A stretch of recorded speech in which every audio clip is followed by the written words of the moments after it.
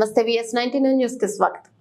సరమండల పరిషత్ కార్యాలయంలో 59 మంది లబ్ధిదారులకు కళ్యాణ లక్ష్మి షాదీ ముబారక్ చెక్కులు అందజేసిన మల్కాజ్గిరి ఎంపీ ఈటెల రాజేందర్, మాజీ మంత్రి మేడ్చల్ ఎమ్మెల్యే మల్లారెడ్డి. ఈ సందర్భంగా ఎంపీ ఈటెల రాజేందర్ మాట్లాడుతూ కళ్యాణ లక్ష్మి చెక్కు ముఖ్య ఉద్దేశం అప్పట్లో ఆడపిల్ల పెళ్లి పందిరిలో అందేలా చేయడమని అన్నారు. కళ్యాణ లక్ష్మి చెక్కులు చాలా రోజుల నుండి పెండింగ్ లో ఉన్నాయి, ఇంకా ఏమైనా ఉంటే త్వరగా లబ్ధిదారులకు అందేలా చేయాలన్నారు. ఇక చాలా వరకు నష్టం జరిగాయి అని అన్నారు. ఇక కావున రైతులు ఎంతమంది నష్టపోయారో అని వెంటనే చూసి వారికి తగిన సహాయం చేయాలని అధికారులకు సూచించారు. ఇక FCL లో కట్టుకున్న నిరుపేదలకు ఉంటే వారికి దూరాన ఉన్న ప్రభుత్వ భూమిలో ఇళ్ల స్థలాలు కేటాయించాలన్నారు.